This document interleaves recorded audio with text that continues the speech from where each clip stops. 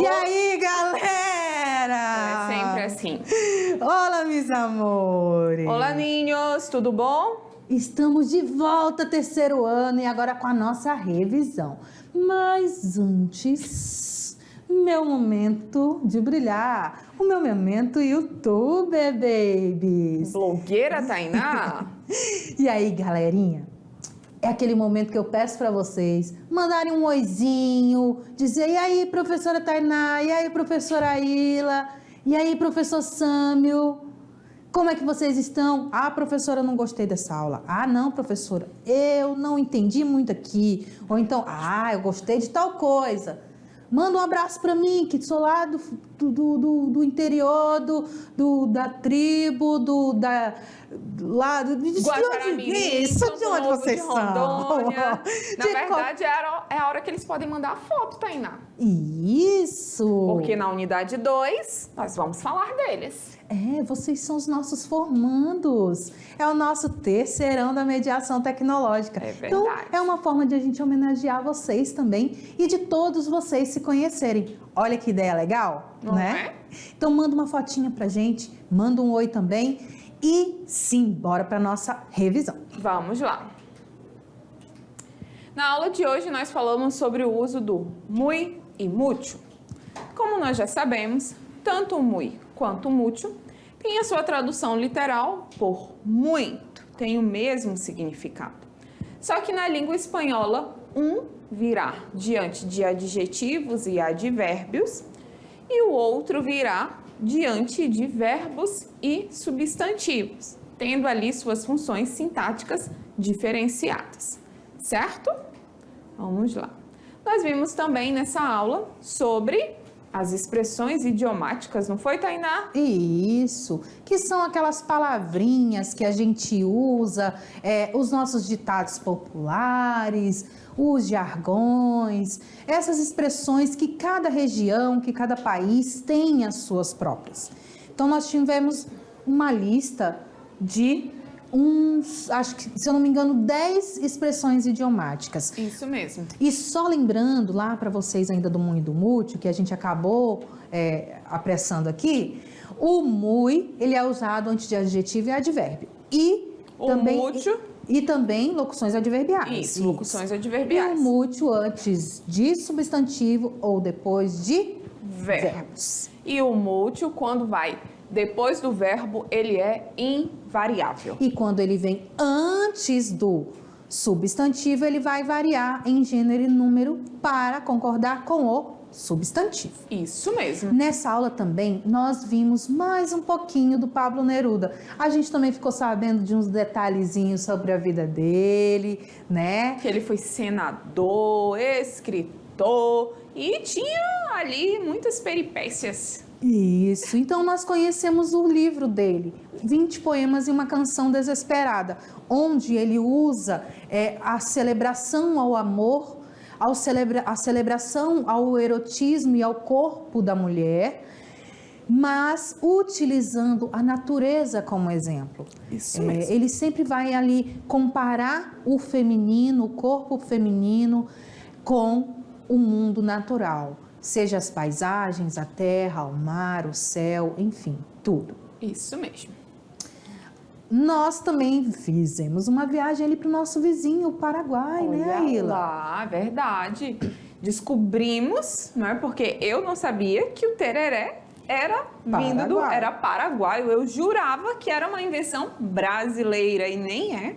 E nós descobrimos que ele foi inventado na Guerra do Paraguai, na Guerra do Chaco, porque eles não podiam acender o fogo para esquentar a água do mate, para não chamar a atenção dos inimigos que denunciariam onde eles estão.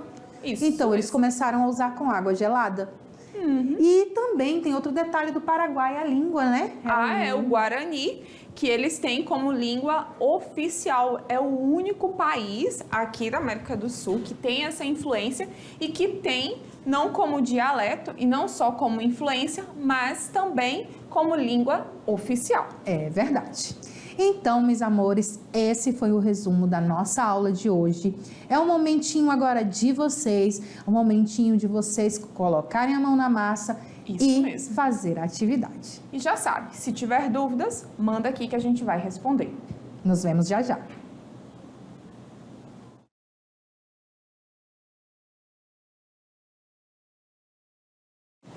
Voltamos!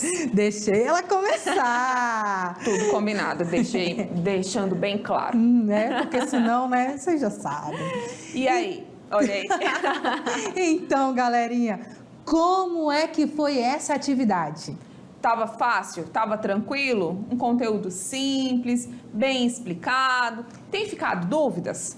Eu acho que esse conteúdo é um dos mais simples que a gente tem, que é o uso do mu e do mútil, a parte gramatical ali que a gente trabalhou. Isso então, eu tenho certeza que vocês não tiveram dificuldades em realizar essa atividade. Certo? E como prova disso, nós vamos então para a resolução da atividade, né? Vamos lá Então, então. vamos lá. Marque a alternativa onde há o uso correto do muy ou mútil. O que você tem que observar nessa questão? O uso dos dois, né? Muy Isso mesmo. e mútil. Desculpa. Pode falar, Tainá. Você tem que lembrar que o muy ele vem antes de adjetivo e advérbio. O mútil vem antes de substantivo ou depois de verbo. Isso mesmo. Soube disso? Então vamos lá para as questões. Mucho salada estava la carne. Esse salada, ele é um substantivo ou um adjetivo? Por mais que você pense que seria um substantivo pelo fato de ser salada, né? A palavra salada, mas ele é um falso cognato. Ele está ali para te enganar. Salada, a tradução seria salgada. E aí? Então, é um adjetivo. E antes de adjetivo, nós usamos mútil? Não. Não. Nós usamos muy. Então, essa questão está incorreta. Ha llegado muy después del mediodía. Aí você vai me dizer, muy después. Professora, después é um advérbio. Então, antes de adjetivo e advérbio, eu posso usar o muy. Peraí, você está certo, porém, contudo, todavia, entretanto, antes de después, antes, depois, e o mais outros dois. Antes, después, maior, menor. Maior, Se usa perror, nós não usamos o muy, E nós sim? usamos o mútil. mútil. Então, também está errada. Vamos ver a C. Me gusta el café mucho caliente. Caliente não é uma qualidade? Isso. Se é uma qualidade, é um adjetivo. E se é um adjetivo, se usa muy. Mútil.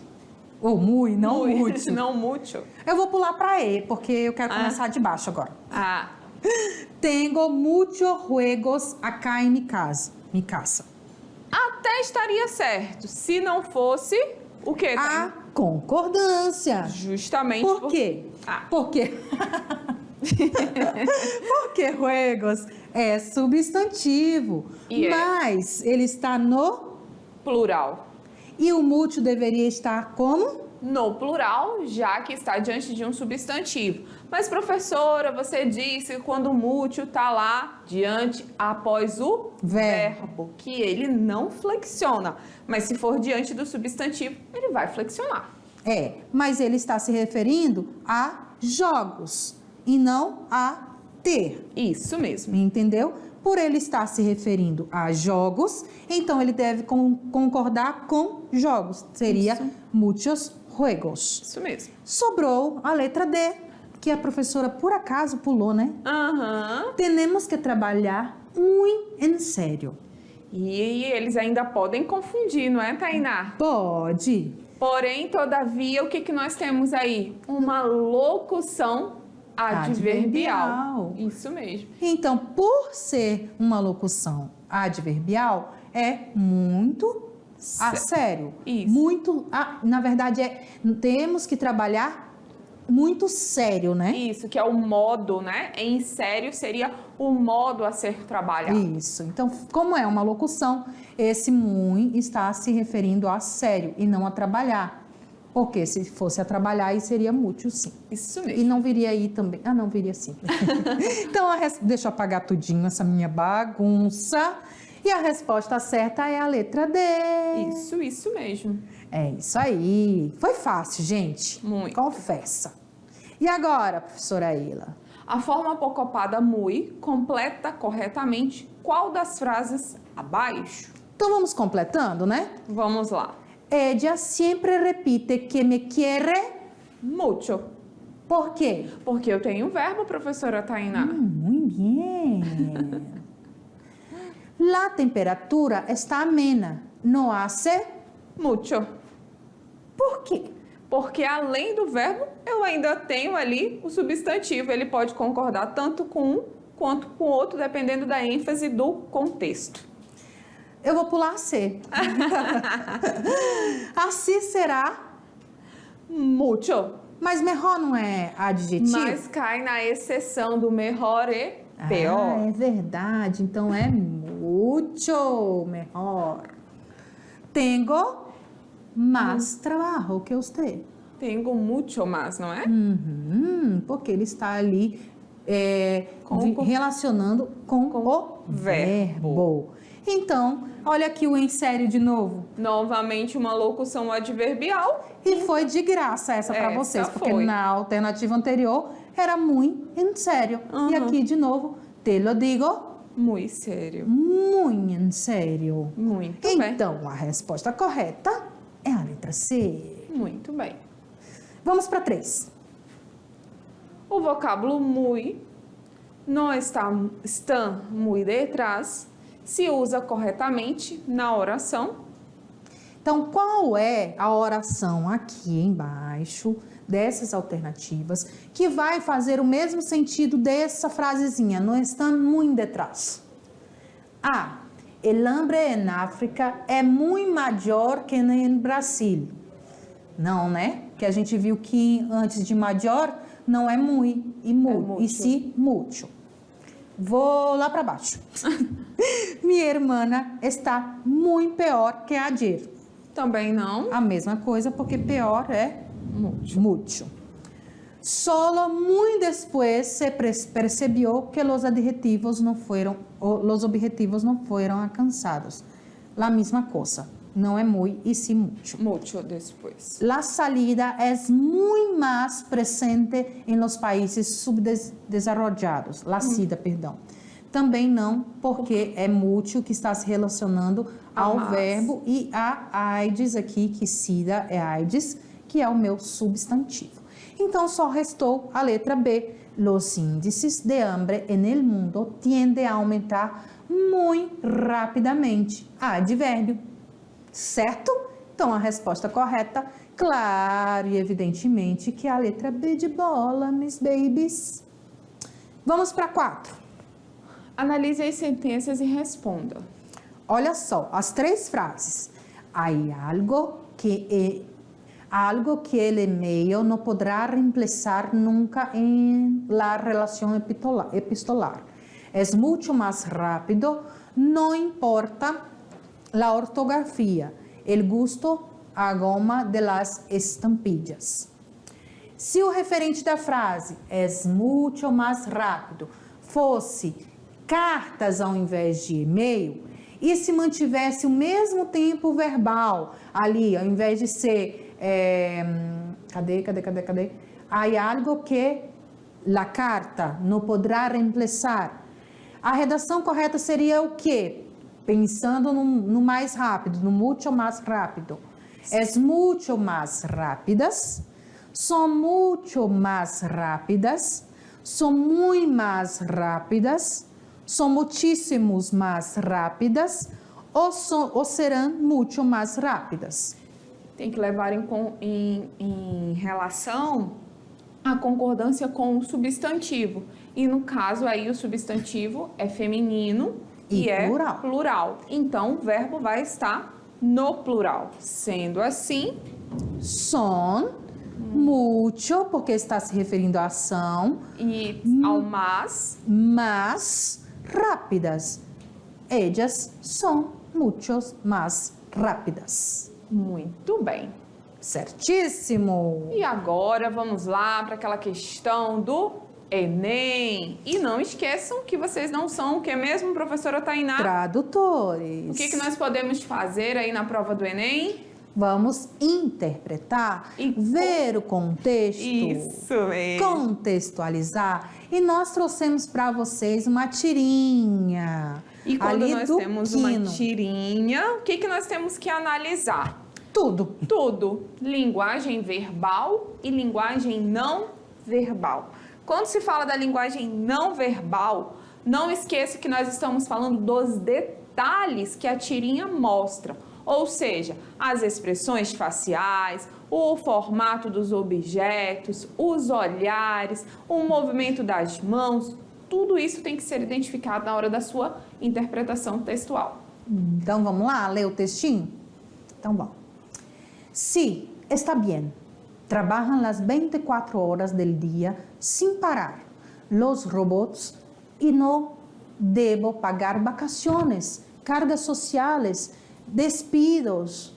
Además, no militan en política ni crean conflictos geminiales los robots, pero además no militan en política ni crean conflictos, está repetindo de novo, né?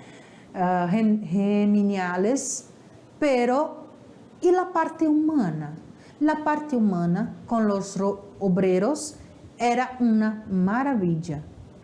En cambio, con los robots, ¿cómo que diablos hace uno para llamarlo a um robô? Então, ele está ali, né, mostrando essa nova tecnologia. Isso.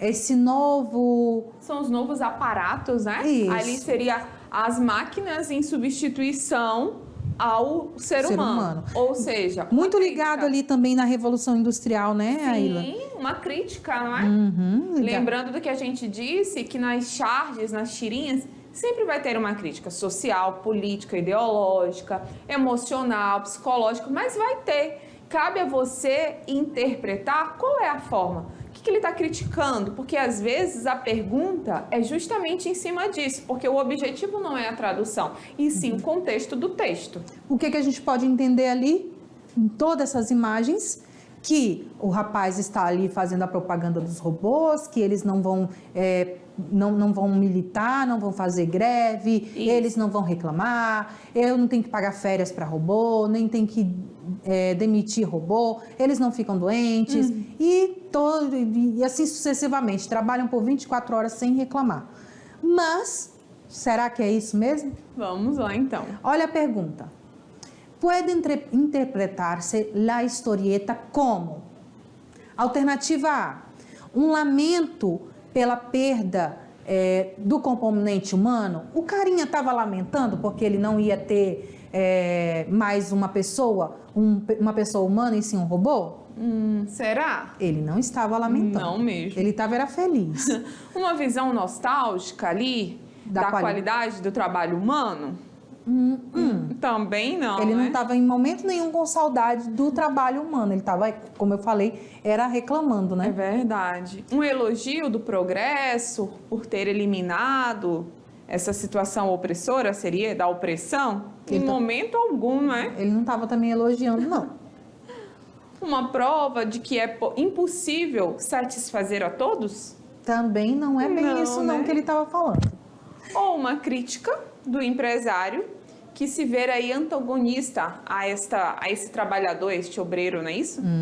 Isso. Por quê? Claro, né? Vamos mostrar aqui que a resposta é a letra E. Mas por que é a letra E? Porque ele fala lá no finalzinho. Mas independente disso tudo, tal, de todas essas coisas boas que o robô pode trazer, no final das contas, como é que eu vou chamar o robô quando eu precisar? Como é que eu vou dizer? Ei, robô, vem aqui. Vem cá, tô Ei, precisando robô. de você. Ei, robô, trabalha mais rápido. Olha a crítica, novamente, não é? Então, a gente pode observar sempre que as tirinhas, elas sempre vão vir com os detalhezinhos críticos nela. Isso mesmo. Principalmente de Quino, né? Ah, com certeza. Mafalda, Quino, eles são peritos no assunto. Então é isso, galerinha. Chegamos ao final da nossa aula número 9 e nós nos vemos agora somente na nossa aula de revisão, tá bom? Nós vamos ver na nossa próxima aula de revisão para nossa avaliação. Vamos lá então. Tchau, tchau. Hasta pronto.